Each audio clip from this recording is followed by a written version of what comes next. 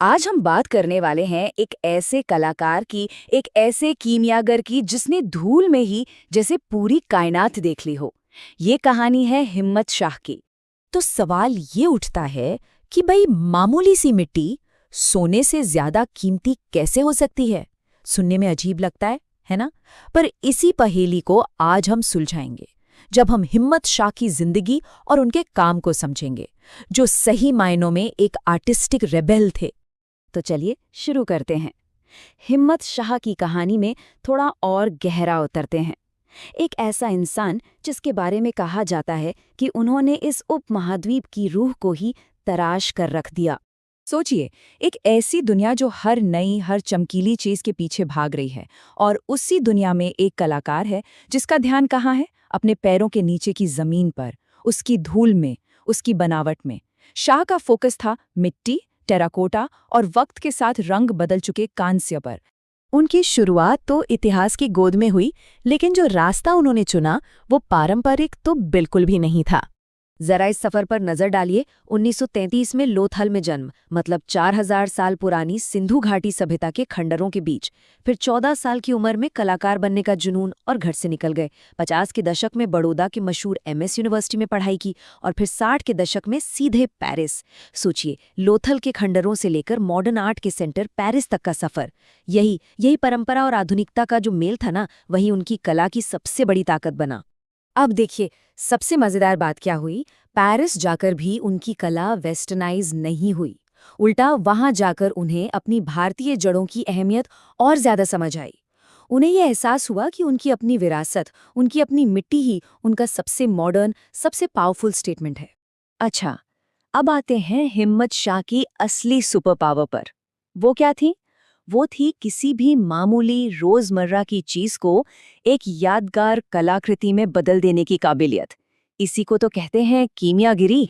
जरा इस चीज को देखिए।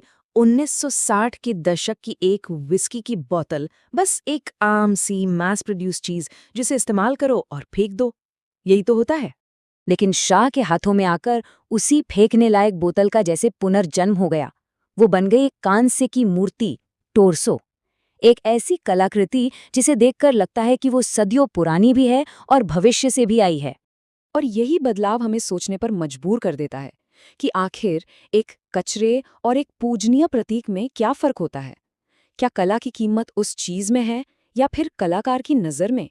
तो ये तो हुई फेंकी हुई चीजों की बात, पर इससे भी आगे बढ़कर उनकी जो सबसे सिग्नेचर रचनाएं बनी वो थे उनके हेड्स। कांस्य और टेराकोटा में बनी ये सिर उनकी कला की पहचान बन गए।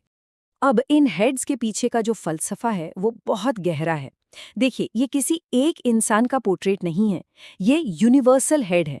मतलब ये पूरी मानवता को दिखाते हैं। इन पर जो ये रहस्यमयी खरोंचे हैं, वो ऐसी लगती हैं जैसे कोई पुरानी भूली बिसरी लिखावट हो। ये समय, चीजों के मिटने और आखिर में हमारा मिट्टी में मिल जाने का सिंबल है। चलिए, अब कलाकार से थोड़ा हटकर उस इंसान को देखते हैं। और हिम्मत शाह की शख्सियत भी कमाल के विरोधाभासों से भरी थी। एक तरफ तो वो एक साधु जैसे थे, सालों तक दिल्ली के अपने स्टूडियो में बेहद सादगी से रहे, अपना घर बनाने तक में कोई दिलचस्पी नहीं थी। और दूसरी तरफ उन्हें बढ़िया कपड़ों का बेहद शौक था, अपने सूट लंदन के सबसे अच्छे टेलर से बनवाते थे।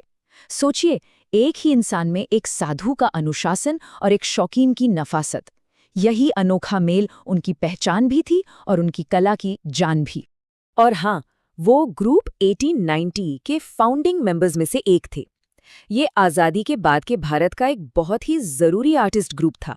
भले ही ये ज़्यादा दिन नहीं चला, पर इसका असर बहुत गहरा था। इन लोगों ने कला में किसी भी तरह की आइडियोलॉजी को मानने से इनकार कर दिया।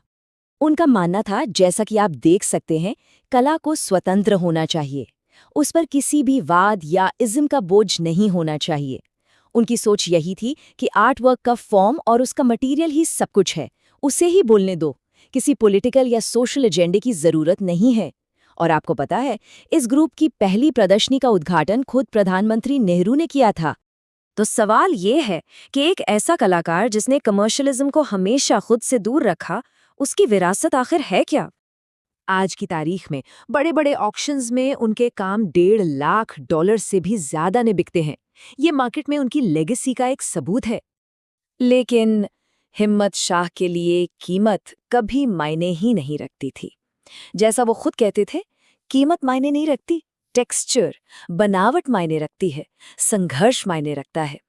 उनके लिए असली कीमत उस चीज को बनाने की प्रक्रिया में थी, उस मिट्टी को, उस मेटल को महसूस करने में थी। और उनके अपने काम के प्रति जो लगन थी वो कमाल की थी। 90 साल की उम्र में जब उनका शरीर भारी भरकम मूर्तियां नहीं बना पाता था तो उन्होंने माध्यम बदल लिया। वो कांस्य से हटकर कागज पर नाजुक टेक्सचर वाली ड्राइंग्स बनाने लगे, लेकिन बनाना कभी नहीं छोड़ा। रूप और बनावट की वो तलाश हमेशा जारी रही। तो अब जब हमने उनकी पूरी जिंदगी को देख लिया है, तो हम वापस उसी सवाल पर आते हैं कि हम कला की असली कीमत को कैसे मापते हैं। क्या उसकी कीमत लाखों करोड़ों के ऑक्शन में तय होती है, या फिर उस कलाकार की सोच, उसकी बनावट और उसके संघर्ष में? हिम्मत शाह की पूरी जिंदगी और उनकी कला हमें इसी सवाल पर दोबारा सोचने के लिए मजबूर करती है।